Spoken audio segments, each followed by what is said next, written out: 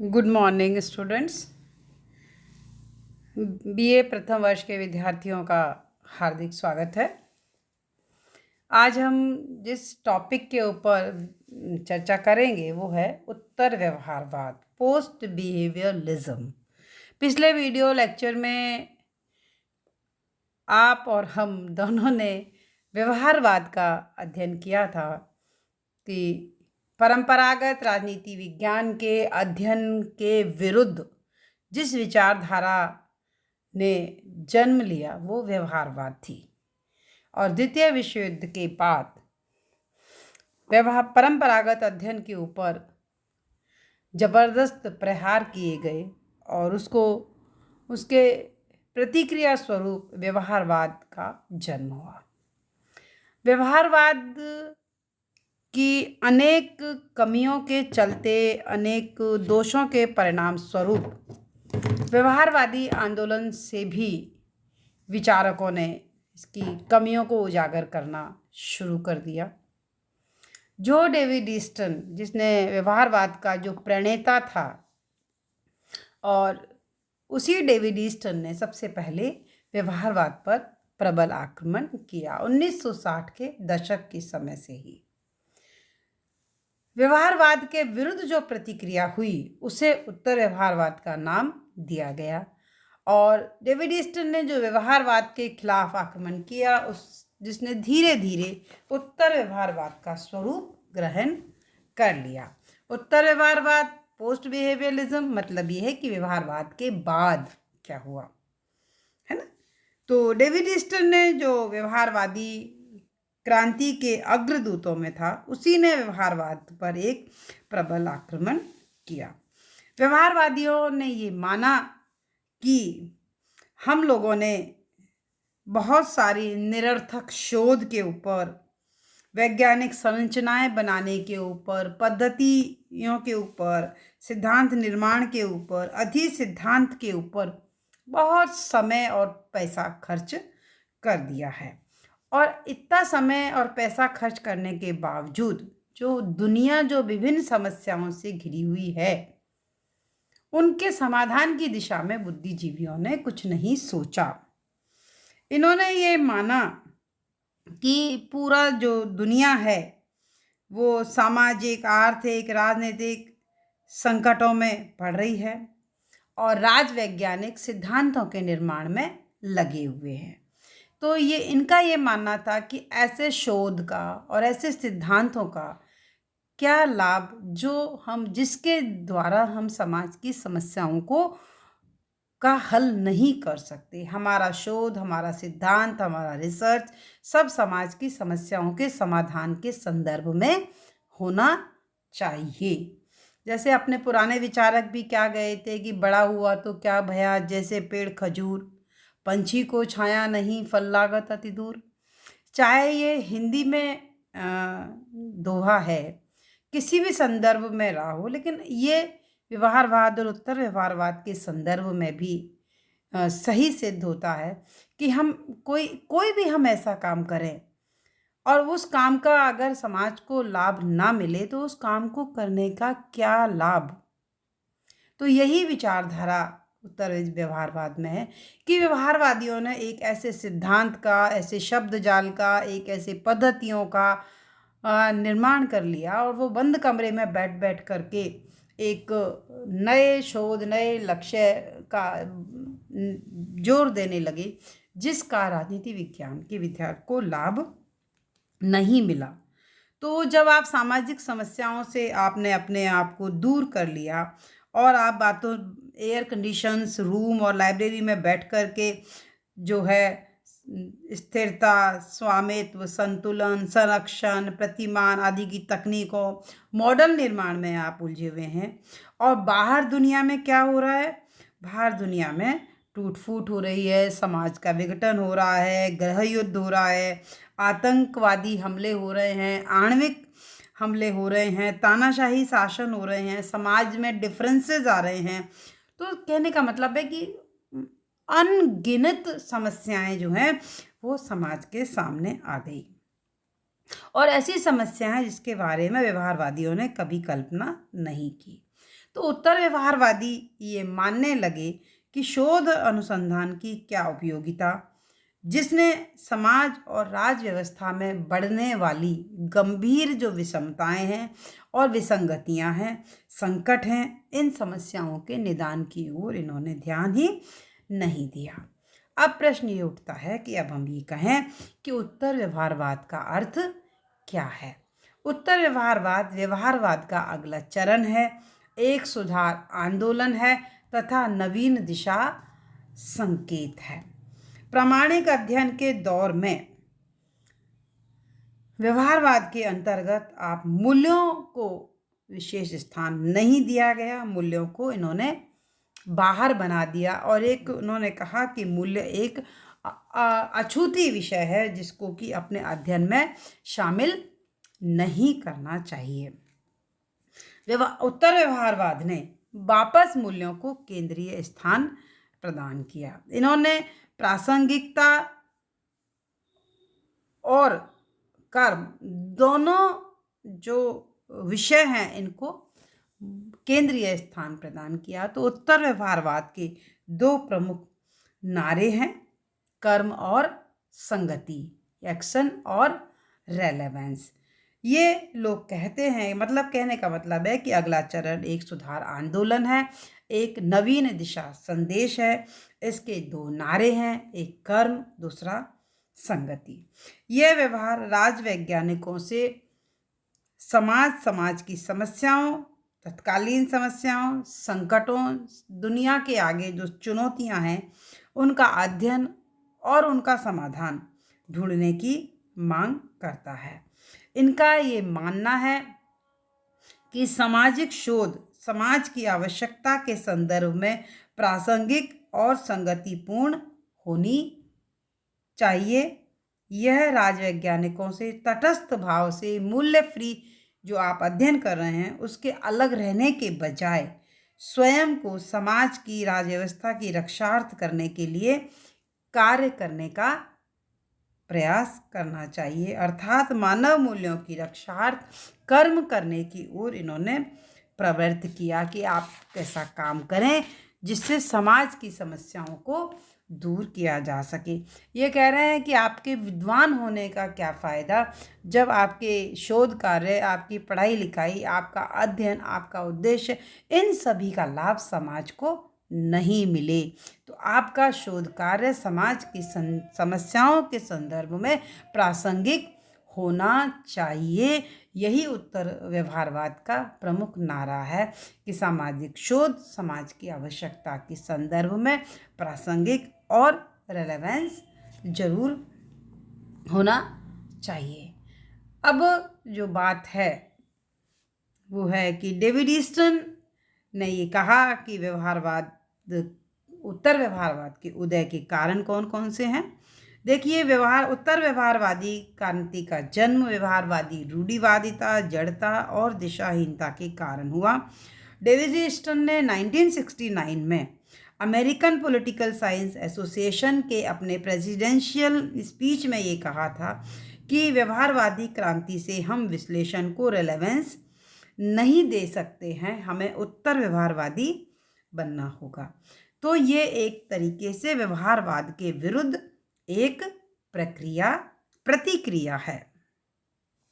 दूसरा, इन्होंने माना कि सामाजिक विज्ञानों में जो अध्ययन पद्धतियां हैं उनको प्राकृतिक विज्ञानों की तरह से लागू करना गलत है, क्योंकि समाज और व्यक्ति की प्रकृति परिवर्तनशील है और अध्ययन प्रकृतियों का नेचुरल साइंस की तरह से अध्ययन संभव नहीं है, क्योंकि मनुष्य का जो औपचारिक व्यवहार है वो उसकी जो विश्वास भावनाएं, उसकी अवचेतन की भावनाएं सब अलग से जुड़ी हुई हैं।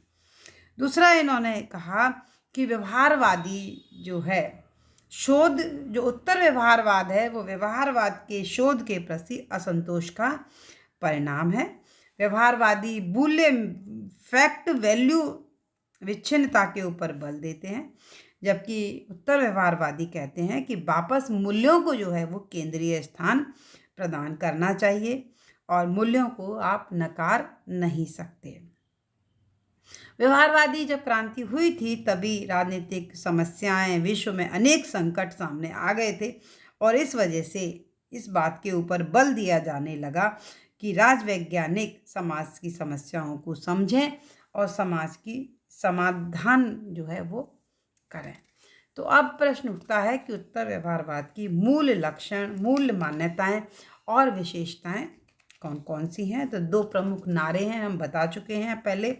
एक तो शोध की सार्थकता, जिसको हम रेलेवेंस कह सकते हैं, और दूसरा कर्म या क्रियानिष्ठता या एक्शन। तो डेविड ईस्टन ने जो व्यवहारवाद, उत्तर व्यवहारवाद की जो विशेषताएं बताई हैं, इनको प्रासंगिकता का सिद्धांत भी कह सकते हैं, जिन्हें प्रासंगिकता के सिद्धांत कहता है। तो पहली विशेषता जो है वो ये है कि प्रविधि से पूर्व सार विषय, substance must come before techniques. इन्होंने ये कहा कि व्यवहारवादी तकनीकों के ऊपर प्रधानता देते हैं, विषय के ऊपर नहीं। इन्होंने कहा कि तकनीक कोई भी हो सकती है, विषय वस्तु आपकी इम्पोर्टेंट होनी चाहिए। तथ्यों की बलि चढ़ाकर व्यवहारवादी प्राय तकनीक के पीछे भागते हैं। इन्होंने कहा कि ये बात ज़्यादा ज़रूरी है कि आप किस महत्वपूर्ण समस्या के ऊपर अध्ययन कर रहे हैं। आप तकनीक को भले ही छोड़ दें पर प्रासंगिकता ना छोड़ें। इन्होंने कहा कि व्यवहारवादियों का नारा था, अस्पष्ट होना जितना बुरा था, गलत होना उतना बुरा नहीं। बल्कि इन्होंने उत्तर व्यवहारवादियों के लिए एक नारा दिया कि अप्रासंगिकता सुनिश्चितता से अस्पष्ट होना कम बुरा था। It was better to be vague than non relevantly precises. दूसरा, इन्होंने सामाजिक परिवर्तन पर जोर दिया, एम्फेसिस ऑन सोशल चेंज। व्यवहारवादी एक तरीके से रूढ़िवादी विचारधारा हो गई, क्योंकि वो मूल्य के संदर्भ में मूल्यों को अलग रख करके अध्ययन करता है, तो उसमें परिवर्तन की कोई संभावना नहीं है। और जबकि उत्तर व्यवहारवाद व्यापक मूल्यों के संदर्भ में परिवर्तन पर बल देता है। ये कहता है कि हम जाने अनजाने हम परिवर्तन विरोधी हो गए थे, तो इन्होंने परिवर्तन जो है परिवर्तन विरोधी हो गए थे, तो मतलब सामाजिक संरक्षण के स्थान पर अब इन्होंने परिवर्तन के ऊपर बल दिया है। व्यापक संदर्भ की ओर से आपको उदासीन नहीं होना चाहिए और जो है समाज में समस्याओं के संदर्भ में परिवर्तन को समझना, उनको दूर करना। तीसरा, इन्होंने समाज की समस्याओं के विश्वसनीय निदान की आवश्यकता के ऊपर भी बल दिया है। राजनीति विज्ञान में इन्होंने कहा कि व्यवहारवाद ने क्रूर यथार्थताओं से अपना नाता जोड़ लिया था, तथ्यों की गहराई तक वो नहीं पहुंच पा रहे थे। तो आज का युग संकट और चिंता का युग है, और जो समस्याएं हैं, जनसंख्या की समस्या, एनवायरनमेंट की समस्या, बढ़ती हुई जनसंख्या, अणुबम का भय, गरीबी, है ना, विपुल संपन्नता का अस्तित्व, ये संकट हैं। अगर हम इनका आप निदान नहीं करेंगे तो आपका क्या औचित्य। ये होगा कि जब भी समाज में व्यापक विषमताओं, संघर्षों, आकांक्षाओं, चिंताओं का उचित समाधान ढूंढा जाना चाहिए।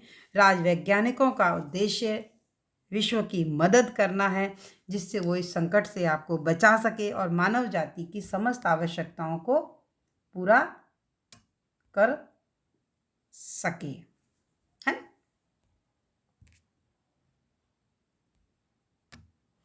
पूरा कर सके। फिर है मूल्यों को इसमें केंद्रीय भूमिका इन्होंने प्रदान की है।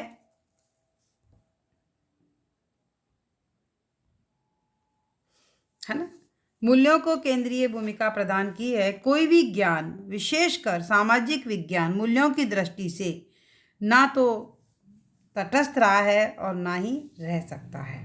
पांचवी जो इनकी विशेषता है वो है बुद्धिजीवियों की विशेषता, बुद्धिजीवियों की भूमिका। इन्होंने ये कहा है कि बुद्धिजीवी होने के नाते समाज में उनकी एक भूमिका है, और राजनीति वैज्ञानिक बुद्धिजीवी होने के नाते मानवीय मूल्यों के प्रति अगर प्रतिबद्ध नहीं है और दायित्व से अगर विमुख हो जाते हैं तो ऐसे बुद्धिजीवी से क्या लाभ।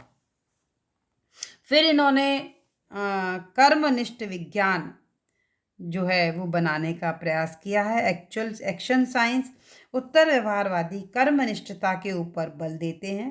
उनका मानना है कि राजनीतिक विषयों के अध्ययनकर्ता को समाज के पुनर्निर्माण में रत होना चाहिए। उनका ज्ञान व्यवहारिक रूप से सार्थक होना चाहिए।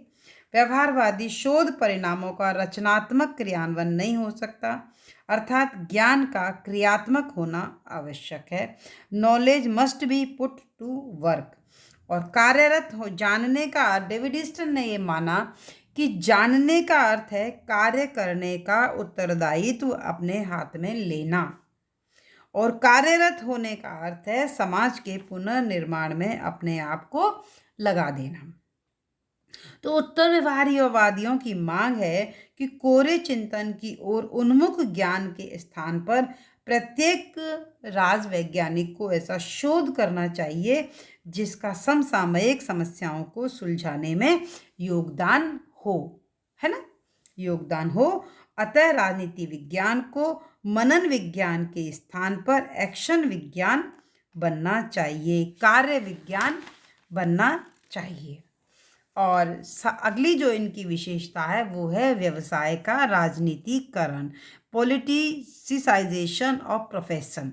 राजवैज्ञानिक तटस्थ रहने में, मूल्य फ्री रहने में गौरवान्वित महसूस करते हैं। वो समाज की राजनीतिक गतिविधियों में स्वयं को शामिल करके सक्रिय भूमिका निभाने में विश्वास नहीं करते, जबकि उत्तर व्यवहारवादी मानते हैं कि राजनीति शास्त्रियों को समाज में सकारात्मक भूमिका निभानी चाहिए जिससे समाज के उद्देश्यों को एक सुव्यवस्थित दिशा प्रदान किया जा सके। तो इनका ये मानना है कि व्यवहारवादी बुद्धिवादियों की ये जिम्मेवारी है कि ऐसे संगठन, ऐसे समुदाय और ऐसे यूनिवर्सिटीज, इन सबको समाज मानव मूल्यों की रक्षा के लिए संघर्ष के मैदान में आ जाना चाहिए। और इनका ये मानना है कि व्यवसाय का राजनीतिकरण अपरिहार्य और वांछनीय है। डेविड ईस्टन ने इस प्रकार उत्तर व्यवहारवाद की जो विशेषताएं बताई हैं, उनका मानना है कि सभी उत्तर व्यवहारवादी इन सभी बातों से सहमत हो सकते हों, ये कोई ज़रूरी नहीं है। उन्होंने तो उत्तर व्यवहारवाद का अपनी तरफ से ये विशेषताएं बता करके एक तस्वीर पेश करने का एक इन्होंने प्रयास किया है कि व्यवहारवाद की जो कमियां हैं उनको दूर किया जाए, और व्यवहारवाद की कमियों को दूर करके हम राजनीति विज्ञान के अध्ययन को गति प्रदान करें समाज की समस्याओं के संदर्भ में, और हम सब उसमें कार्य करें। यही उन्होंने उत्तर व्यवहारवाद के बारे में कहा है। तो निष्कर्ष रूप में हम ये कह सकते हैं कि उत्तर व्यवहारवाद की कमियों को दूर करने का एक प्रयास है। इसमें बुद्धिजीवियों से यह अपेक्षा की गई है कि वे अपने ज्ञान के माध्यम से सुधार करने का प्रयास करेंगे, और उत्तर व्यवहारवादी भी ये चाहते हैं कि राजनीतिक वैज्ञानिक का अपने ज्ञान की छाप अपने युग के समाज के प्रश्नों, समस्याओं पर अंकित करने का अनिवार्य उत्तरदायित्व है। कहने का मतलब है कि उत्तर व्यवहारवाद को समाप्त नहीं कर रहा है, व्यवहारवाद का अंत नहीं कर रहा है, बल्कि व्यवहारवाद का विस्तार करने वाला, अपन इसको आंदोलन कहें तो ज़्यादा उचित होगा। और आज की तारीख में अगर हम बात करें 1970-75 के बाद, तो ये व्यवहारवाद और उत्तर व्यवहारवाद ये स्थिति भी आजकल समाप्त हो गई है। ऐसा अब आज की राजनीति विज्ञान में जो अपन आधुनिक राजनीति विज्ञान जिसको आज अध्ययन वाली जो हम बात करेंगे, तो उसमें यह स्थिति भी समाप्त हो गई है। तो आज इस बात को भी स्वीकार कर लिया है कि अध्ययन आनुभाविक होना चाहिए, और अब आप उत्तर व्यवहारवाद की भी इस बात को भी स्वीकार कर लिया गया है कि जीवन की समस्याओं को और जो जटिलताएं हैं इनसे आप अलग नहीं रह सकते, और राजनीतिक अध्ययन में मूल्यों को केंद्रीय भूमिका प्रदान होनी चाहिए। उत्तर व्यवहारवादी स्थितियों परिवर्तियां जो हैं इनके बीच उचित समन्वय स्थापित करने पर ही राजनीति विज्ञान का अध्ययन वैज्ञानिकता और साथ ही सार्थकता की स्थिति को प्राप्त कर सकेगा, है ना। तो ये जो है व्यवहारवाद और उत्तर व्यवहारवाद, ये दोनों जो टॉपिक हैं वो आज हम यहाँ समाप्त करते हैं। अगले जो टॉपिक है उसमें इसी व्यवहार आधुनिक राजनीति विज्ञान की एक प्रमुख विशेषता है ना, प्रमुख विशेषता वो है अंतर अनुशासनात्मकता, और जिसका अन्य समाज विज्ञानों के साथ में किस तरह के संबंध हैं, जैसे राजनीति विज्ञान का इतिहास के साथ संबंध, राजनीति विज्ञान का मनोविज्ञान के साथ संबंध से जो चीज़ें है ना, तो अपन इसका अगले वीडियो लेक्चर में हम अध्ययन करेंगे। लेकिन आप सभी विद्यार्थियों से मेरा निवेदन है कि आप अपने विषय का अध्ययन प्रारंभ कर दें, और जो आपके सिलेबस में जो निर्धारित पुस्तकें हैं उनको आप लेकर के और वीडियो लेक्चर के माध्यम से अपने विषय का अध्ययन प्रारंभ करें। जिन भी विद्यार्थियों के पास में 12 तक 12वीं तक आपके सीनियर सेकेंडरी तक अगर राजनीति विज्ञान रही है, सिविक्स जिस संदर्भ में रही है, तो उसके व्यापक रूप से आप इसमें है, और जिनके नहीं रही है तो वो भी अध्ययन करना शुरू करें। अखबार में, मीडिया में, आप न्यूज़ में थोड़ा सा अपने को रुचि जागृत करें, और दिन प्रतिदिन की समस्याओं के संदर्भ में, राजनीति विज्ञान के संदर्भ में, अखबारों के संदर्भ में, मीडिया में थोड़ा सा आप पढ़ना प्रारंभ करेंगे तो आपको राजनीति विज्ञान में जो सिद्धांतिक जो दृष्टिकोण है इनमें रुचि आने लगेगी, और आपका विषय प्रवेश आसान और सरल हो जाएगा। इसी शुभकामना के साथ धन्यवाद।